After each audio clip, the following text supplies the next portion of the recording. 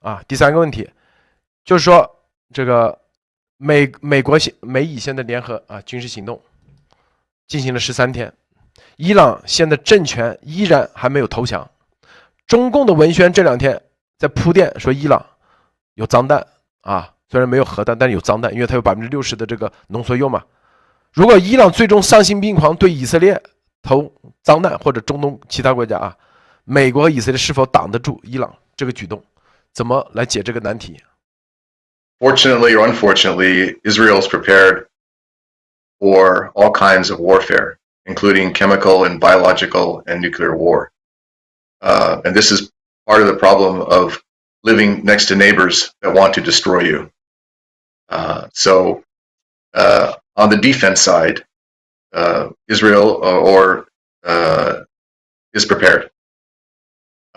If Iran does use something like that, and whether it's a nuclear, chemical, or biological weapon, I'm sure that they know that they will receive the same in kind.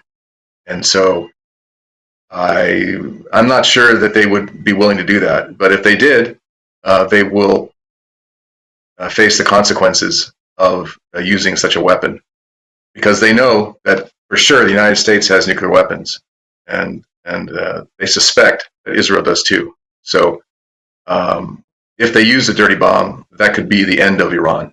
I mean, literally the end of Iran.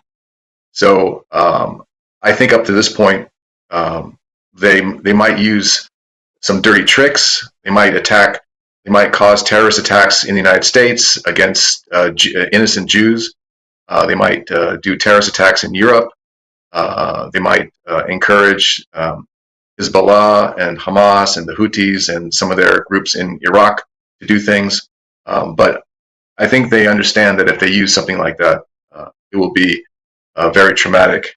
And I also think that China probably would discourage them from doing that, because if they did that, all the oil would stop coming out of Iran. It would be completely obliterated. And so it would hurt China also.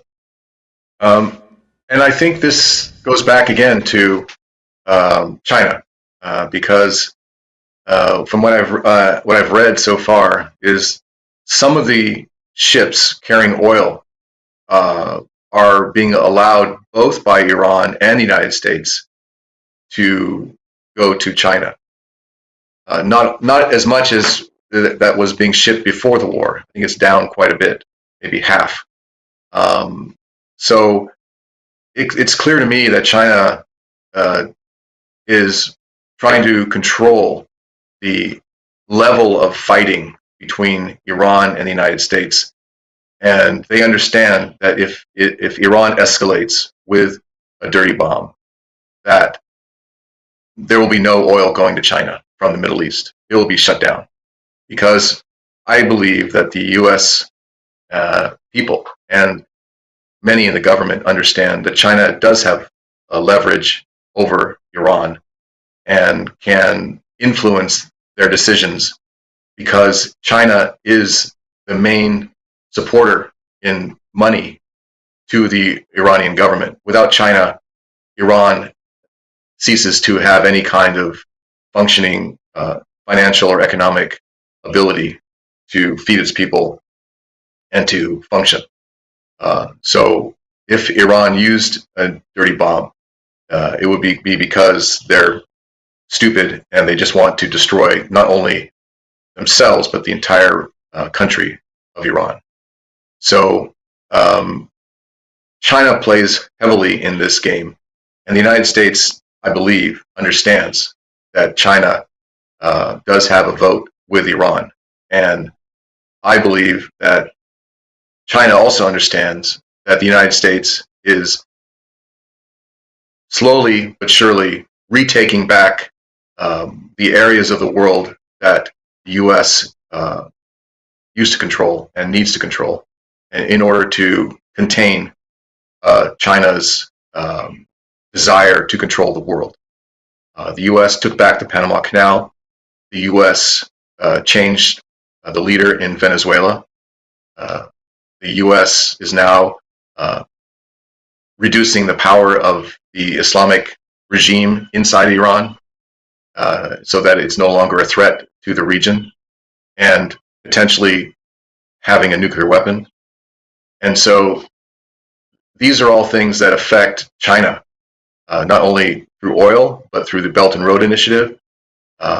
It helps countries like India, Saudi Arabia, the Emirates, Israel, through the IMEC program that will allow equivalent of a Belt and Road Initiative going from India through the Middle East to Europe.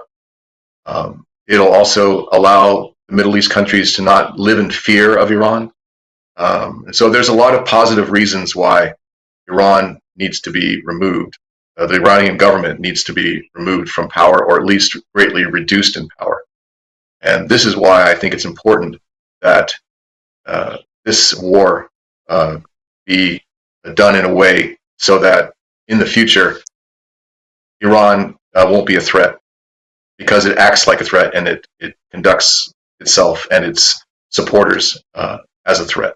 One more thing I'd just like to point out. Okay. The results, for example, of removing the leader of Venezuela, the result is the oil coming out of Venezuela used to go to Cuba to support that communist regime, is no longer going there. And consequently, the people in Cuba are now complaining against the government and causing problems for the Cuban government. And the Cuban government, as we know, is also supported by Russia and China. And from Cuba, China spies on the United States. So these actions that the Trump administration has done has put pressure on all the countries that have supported communism or Russia. And so I think these things are all good in terms of challenging the Chinese Communist Party's global ambitions.